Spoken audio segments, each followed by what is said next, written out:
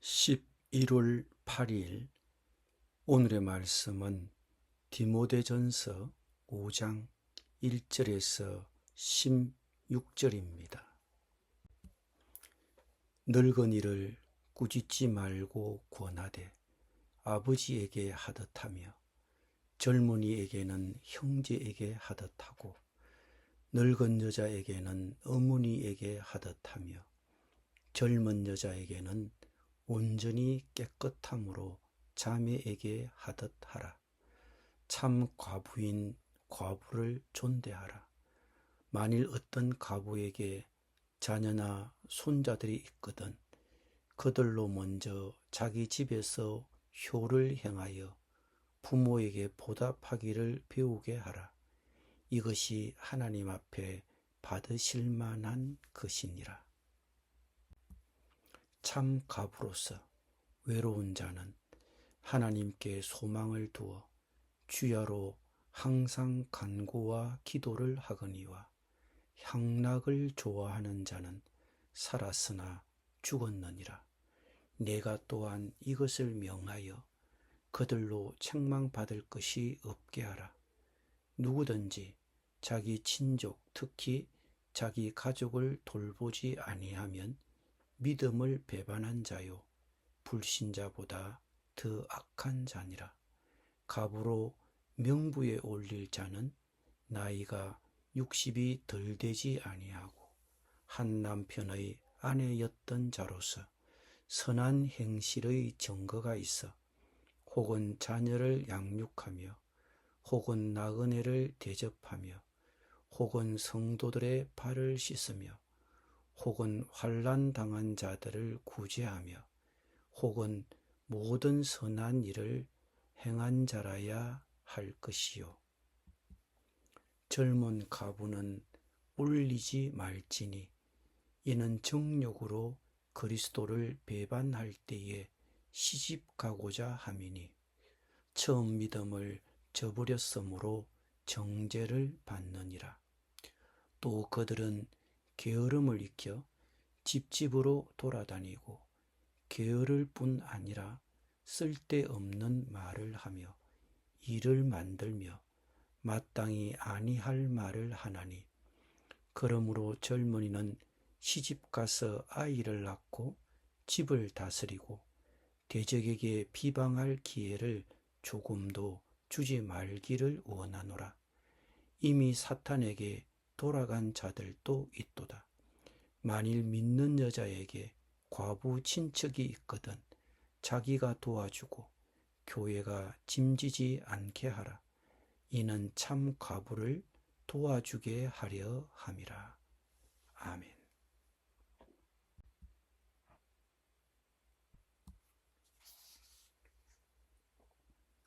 교회에서 성도들을 어떻게 대해야 할까요? 성도들을 대할 때 올바른 태도를 갖는 것은 매우 중요합니다. 바울은 디모데에게 이 점에 대하여 가르칩니다. 젊은 사람들은 노인들을 무시하는 경향이 있습니다. 어른들은 말이 안 통한다고 생각합니다. 디모데도 젊은 사람이었기 때문에 나이 든 사람들을 무시하려는 유혹을 받았을 것입니다.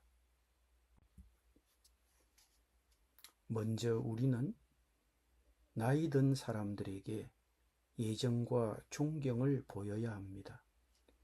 우리도 많은 나이 든 분들을 공경하고 예우하는 분위기가 뿌리 깊게 자리 잡고 있었습니다. 그러나 이러한 현상에 변화가 생기기 시작했습니다.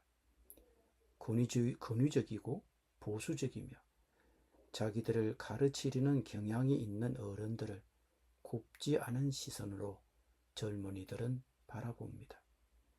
그래서 어른들을 무시하거나 비하하며 비난까지 합니다. 그러나 바울은 나이 든 사람들을 공경하고 격려하라고 권면하고 있습니다. 나이 든 남자는 아버지처럼, 나이 든 여자는 어머니처럼 대해야 합니다. 그리고 우리 동시대 사람들에게는 간용과 나눔이 있어야 합니다. 젊은 남자와 여자는 형제, 자매처럼 대해야 합니다. 또 이성에게는 여동생에게 하듯이 순수하게 대하며 존경심을 나타내야 합니다. 다음으로 바울은 가부를 돌보는 데 대한 조언을 했습니다. 그 당시 이교도 세계에서는 남자가 아내를 2명 이상 두는 것이 드문 일이 아니었습니다. 그러나 기독교인이 되면 일부 다처주의자가 될 수 없고, 따라서 어느 아내와 살 것인지 선택해야 했습니다. 그것은 어떤 아내는 내쫓아야 했고, 이것은 그들을 매우 불행한 처지에 놓이게 했다는 것을 의미합니다. 연금도 사회보장도 없었고, 여성을 위한 직업을 구하기가 거의 어려웠기 때문에 가부들은 대개 스스로를 부양할 수 없었습니다. 바울은 가족이 없는 가부를 교회가 돌볼 수 있도록 했습니다. 정말로 도움이 필요한 참 가부들을 돌보도록 했습니다. 처음부터 교회는 가부를 돌보았고, 가부는 교회에 귀중한 봉사를 했습니다. 그리고 가부를 둔 자녀와 손주들은 그 가부된 어머니와 할머니를 부양하도록 했습니다. 그것은 의무이자 보답입니다. 그리스도인이 사랑하는 사람을 부양하기를 끓인다고 가정해 봅시다. 그는 믿지 않는 자보다 더 나쁩니다.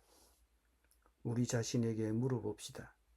아버지나 할아버지가 죽으면 가부된 어머니나 할머니를 돌보는 일을 누가 맡을 것입니까? 물론 여러 가지 상황을 생각해 볼 수는 있을 것입니다. 그러나 우리 스스로에게 최종적으로 이렇게 질문해야 합니다. 가부된 어머니나 할머니를 돌보는 일을 내가 맡을 것인가? 가부는 먼저 가까운 가족이 돌봐야 합니다. 그러나 가족이 없는 가부는 교회가 돌봐야 합니다. 교회가 돌봐야 할 가부 명부에 올려야 하는 가부는 누구입니까? 60세 이상 노인이어야 합니다. 그것은 그녀가 할 수 있다면 기꺼이 일할 것이지만 더 이상 일할 수 없는 나이에 도달했음을 의미합니다. 나이도 많고 자립심도 낮습니다. 그리고 한 남편의 아내였어야 합니다. 이것은 한 남자에게 평생 충실했음을 의미합니다. 교회 지원을 구하는 가부는 남편, 죽어서 그녀를 홀로 둔 남편에게 충실했던 사람이어야 합니다. 그리고 선행에 힘쓴 사람이어야 합니다. 바울은 선행의 몇 가지 예를 나열합니다. 자녀 양육, 손님 접대, 발 씻김, 고난받는 자를 돌봄, 모든 선한 일에 헌신했던 가부여야 합니다. 나이 든 사람을 돌보는 것은 교회의 사회적 책무입니다. 반면에 젊은 가부는 재혼하도록 격려해야 합니다. 바울은 젊은 가부들이 결혼하고 자녀를 낳고 가족을 돌보는 것을 더 선호했습니다. 시험에 빠질 가능성이 적기 때문입니다. 바울은 젊은 가부들은 교회의 장기적인 유족 돌봄에 포함시키지 말라고까지 말합니다. 이것은 그들에게는 잔인한 조치가 아니라 실제적인 문제입니다. 젊은 가부는 나이 든 가부보다 재혼할 가능성이 더 높습니다. 바울은 11절에서 그 점을 지적하고 있습니다. 그들이 앞으로의 인생을 더 살아갈 것이라는 사실 때문에 교회 지도자들은 그들이 재혼하도록 격려할 수 있습니다. 교회의 자선사역이 사람들이 게으르게 지내도록 하는 조처가 되어서는 안 됩니다.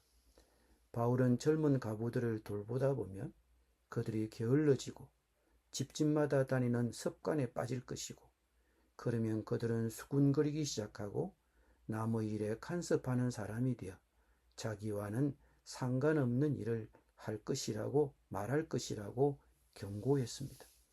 교회는 도움이 필요한 사람들을 도울 필요가 있지만 자격이 없는 사람들을 보조해서는 안 됩니다. 할 수 있는 한 모든 사람은 할 일이 있어야 합니다. 게으르다 보면 제약적인 관행에 연루될 수 있습니다. 가부들에 대한 돌봄은 성경에서 반복되는 주제입니다. 지역교회가 궁핍한 여인들에게 연민을 보이는 것은 당연한 일이었습니다. 교회는 그 도시의 모든 가부를 돌볼 수는 없지만 교제권에 속한 신자는 돌봐야 합니다. 경건한 가부는 종종 교회의 영적 원동력이고 기도 모임의 중추입니다. 물론 가족이 있다면 그들이 도와주고 교회의 짐을 지워서는 안 될 것입니다. 가부 사역은 참 중요합니다. 가부들은 외롭고 취약한 입장에 있습니다. 특히 가족이 없는 나이 든 가부는 더 그러합니다. 설사 나이 든 가부가 자신을 스스로 돌볼 수 있다고 해도 교회가 그녀들을 돌보는 것은 교회의 영광입니다. 오늘 특별히 우리 가족 중에 연로한 사람들에게 관심을 갖고 실제적으로 돌아보는 적용을 했으면 합니다. 나는 그들에게 적절한 감사를 표현했습니까? 그들에게 감사의 표시로 재정적인 지원을 할 수 있을 것입니다. 우리는 교회의 연로한 회중, 특히 홀로 된 노인들을 실제적으로 어떻게 돌보고 있습니까? 사회적 약자에 대한 관심과 보살핌은 그리스도의 지상 명령입니다. 노인의 사회적 지위가 저하되고 가족의 노인 부양 기능이 약화되는 현실에서 교회는 도움을 필요로 하는 노인들에게 적극적이고 실제적인 도움을 주어야만 합니다. 기도드립니다. 주님, 노인을 존대하고 특히 가족이 없는 홀로 된 노인들을 교회 공동체가 적극적인 관심을 갖고 실제적으로 도울 수 있도록 지혜를 모으게 하여 주옵소서. 그리고 가족 중에 나이 든 어른들을 존대하고 돌보는 책무를 잊지 않고 실천하게 하여 주옵소서. 예수님의 이름으로 기도드립니다. 아멘.